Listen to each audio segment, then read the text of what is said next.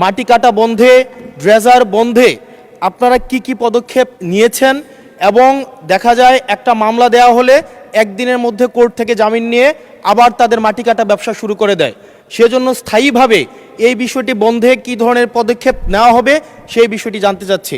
আমি মাননীয় সংসদ সচিব বলতে চাই যে পরিবেশের সাথে মাটি কাটার একটা সম্পর্ক আছে। জনাব আবুল হাসনাত, কুমিল্লা 4, একটি প্রশ্ন করতে পারেন। ধন্যবাদ মাননীয় স্পিকার। মাননীয় স্পিকার, বর্তমানে আমাদের আসন্ন পরিবেশ সংকট এবং পরিবেশকে সামনে রেখে মানবিক বিপর্যয় রোধে এবং কিছুদিন পরে আমাদের বর্ষাকাল রয়েছে, সেটি রোধে আমরা দেখতে পাচ্ছি বাংলাদেশের যতগুলো নদী রয়েছে, নদীর যেই চর এবং নদীর পার সংশ্লিষ্ট যে জমিগুলো রয়েছে সেখানে অবাধে মাটি কাটা হয়, সেখানে ড্রেজার দিয়ে মাটি কাটা হয় এবং সেটির কারণে যেই অংশটি থেকে মাটি কাটা হয় এর আশেপাশের জমিগুলো হচ্ছে আপনার বিপন্ন হয় এবং কৃষি উৎপাদনমুখী করা যায় না, যার ফলে যেটি হয় আমাদের বন্যার সময় যে নদীর পার যেগুলো রয়েছে সেগুলো ভেঙে যায় এবং বন্যার সময় আমরা হচ্ছে যে ক্ষতি হয় সেই ক্ষতিটি 2 গুণ বা 3 গুণ বেড়ে যায়।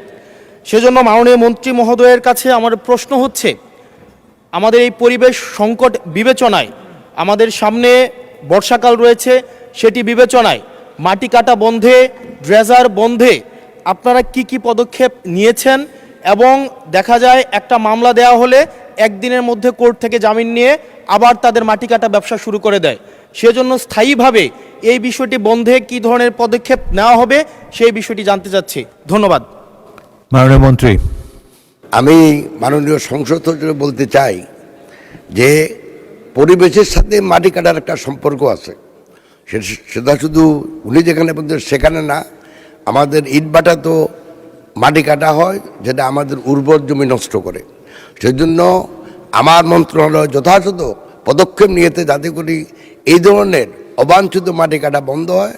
তবে ওনার পার্টিকুলার এরিয়ায় যদি কোনো সমস্যা থাকে দয়া করে যদি উনি যোগাযোগ করেন তাহলে আমরা খুব তাড়াতাড়ি এবং তড়িৎ গতির ব্যবস্থা নেব ইনশাল্লাহ।